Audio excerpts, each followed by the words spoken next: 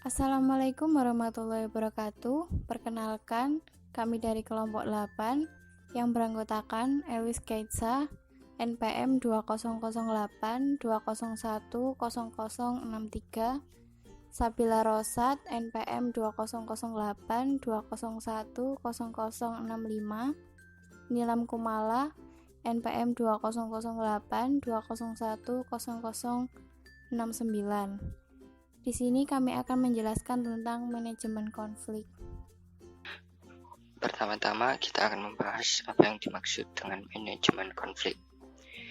Manajemen konflik adalah sebuah pendekatan yang dilakukan serta diarahkan untuk komunikasi dengan pelaku konflik, di mana pelaku konflik dapat mempengaruhi kepentingan bersama suatu organisasi.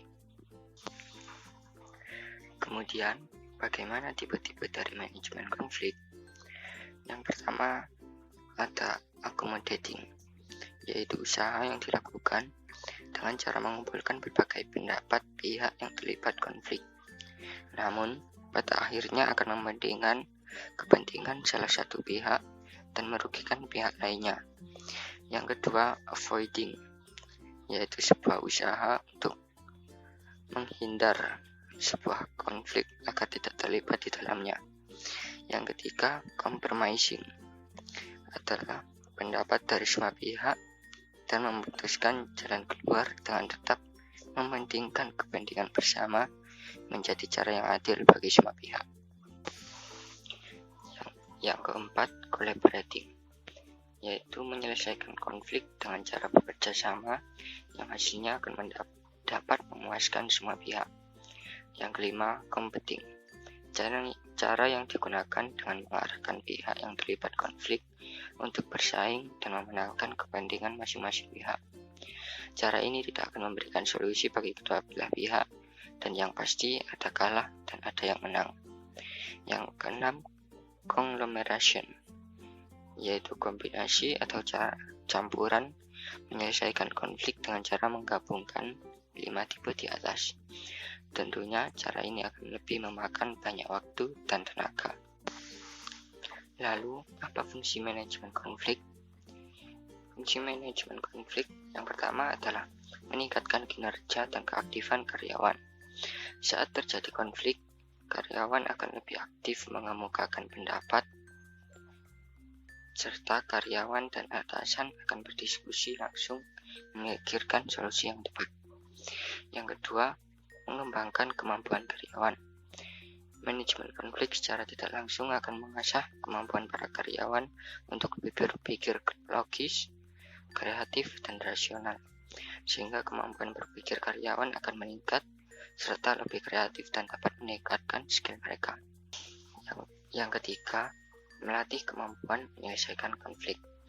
Dengan konflik yang terjadi, membuat sebuah perusahaan terbiasa menyelesaikannya dengan solusi yang tepat. Perusahaan akan lebih mampu bertahan karena sudah terbiasa dengan adanya konflik. Yang keempat, meningkatkan rasa saling menghormati. Dengan manajemen konflik, akan ada berbagai pendapat yang muncul. Itulah tantangannya, bagaimana Anda bisa menghormati pendapat orang lain dan tidak menjatuhkannya. Apa manfaat dari manajemen konflik? 1. Evaluasi sistem. Organisasi tidak dapat melakukan evaluasi terhadap efektivitas sistem jika tidak terjadi konflik di dalamnya. Dengan adanya konflik, maka organisasi akan dapat melakukan identifikasi apakah sistem yang diterapkan berjalan dengan baik atau perlu perbaikan. 2. Mengembangkan kompetensi. Penanganan manajemen konflik yang baik akan meningkatkan dan mengembangkan kompetensi sebuah organisasi, khususnya dalam hal kompetensi non-teknis. Dengan strategis manajemen konflik yang tepat, maka kemampuan organisasi dalam menangani konflik internal akan semakin kuat. Mengapa manajemen konflik sangat penting? Karena konflik merupakan hal yang tidak dapat dihindari dalam kehidupan sosial. Adanya perubahan sistem dapat menjadi pemicu munculnya konflik.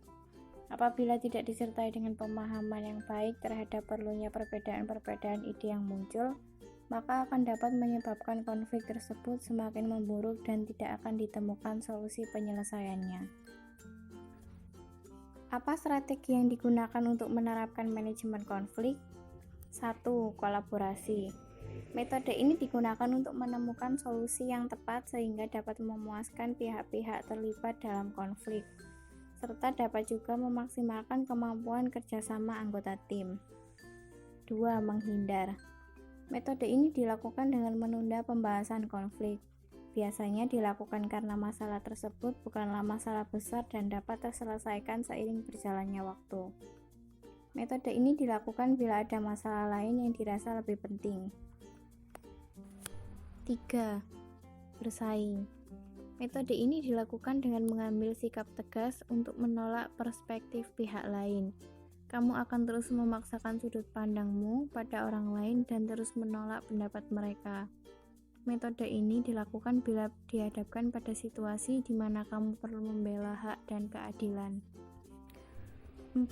Kompromi. Metode ini dilakukan dengan meninggalkan kebutuhan dan keinginan kamu, dan lebih memprioritaskan perhatian dan keinginan pihak lainnya. Umumnya, strategi ini dilakukan bila kamu ingin menjaga kedamaian. Kamu memang menerima kesalahan tersebut, merasa masalah itu tidak begitu penting bagi pihakmu, merasa tidak ada pilihan lain, dan merasa melanjutkan konflik hanya akan menimbulkan kerugian lainnya. 5. Akomodatif.